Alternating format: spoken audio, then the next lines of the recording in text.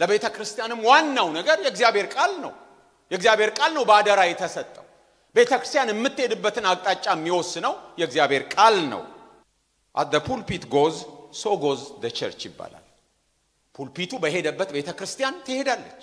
በፑልፒቱ ላይ የእግዚአብሔር ቃል በአግባቡ የሚነገር ከሆነ ቤተ ክርስቲያን በዛው መስመር ነው የምትሄደው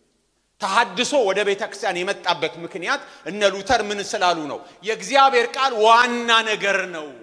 የመጨረሻው ባለስልጣን በህይወት ጉዳይ ላይ የእግዚአብሔር ቃል ነው እንጂ ልማድ አይደለም ትውፊት አይደለም ዋናው ነገር ሥርዓት አይደለም ካህን አይደለም ዋናው ነገር የእግዚአብሔር ቃል ነው በማለታቸው ነው ቤተ ክርስቲያን የታደሰችው የእግዚአብሔር ቃል ዋና ነገር ነው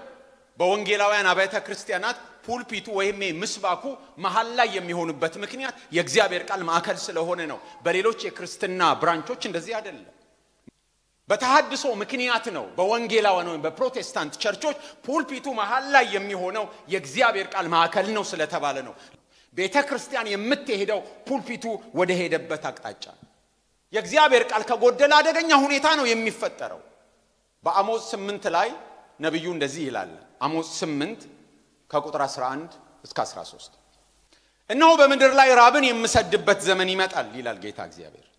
እርሱም የእግዚአብሔርን ቃል ከመስማት እንጂ እንጀራን ከመራብና ውሃን ከመጠማት አይደለም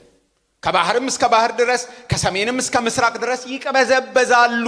የእግዚአብሔርን ቃል ለመሻት ይሯሯጣሉ አያገኙትም በዚያም ቀን መልካካሞች ደናግል ጎበዛዝትም በጥም ይዘላሉ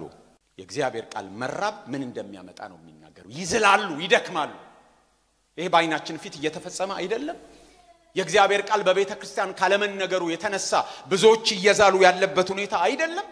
ቀላል አይደለም የእግዚአብሔር ቃል ሳይነገር ሲቀር የእግዚአብሔር እውነተኛ ድምጽ ሲቀር ቀላል አይደለም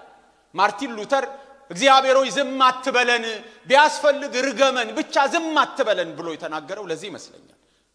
ባባባሉ ባለስማማም የእግዚአብሔር ቃል የእግዚአብሔር ድምጽ ምን አይነት ዋና ነገር መሆኑን ነው የሚናገረው ዋና ነገር ነው የእግዚአብሔር ቃል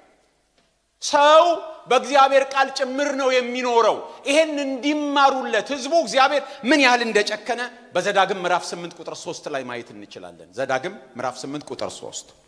ሰውም ከእግዚአብሔር አፍ በሚወጣው ነገር ሁሉ በህይወት እንዲኖር እንጂ ሰው በእንጀራ ብቻ በህይወት እንዳይኖር ያስታውቅ ዘንድ አስጨነቀህ አስራበህም አንተም ያላወቁትን አባቶችም ያላወቁትን መና አበላ ለምንድን ነው እግዚአብሔር ያስጨነቃቸው አስጨነቀህ እግዚአብሔር አስራበህ እግዚአብሔር ለምን ሰው የሚኖረው በእንጀራ ብቻ ሳይሆን በእግዚአብሔር ቃልም ጭምር መሆኑን እንድታውቅ ነው እግዚአብሔር ህዝቡ በእግዚአብሔር ቃል እንደሚኖር ያውቅለት ዘንድ ይፈልጋል ሁላችን የእግዚአብሔር ቃል ፋይዳ የእግዚአብሔር ቃል ሲግኒፊካንስ ሊገባን ያስፈልጋል ስለዚህ እዛ ድረስ ነው እግዚአብሔር የጨከነው አለበለዚያ በቤተ ክርስቲያን ፑልፒት ላይ ገብሱን ተጫውተን ተቀላልደን ኢንተርቴን ተደራርገን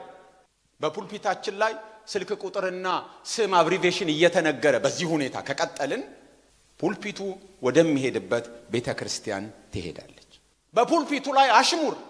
በፑልፒቱ ላይ እርስ በርስ መወጋጋት እየተላለፈ ቤተ ክርስቲያን ምን አይነት መልክ እንዲኖራት ነው የምንጠብቀው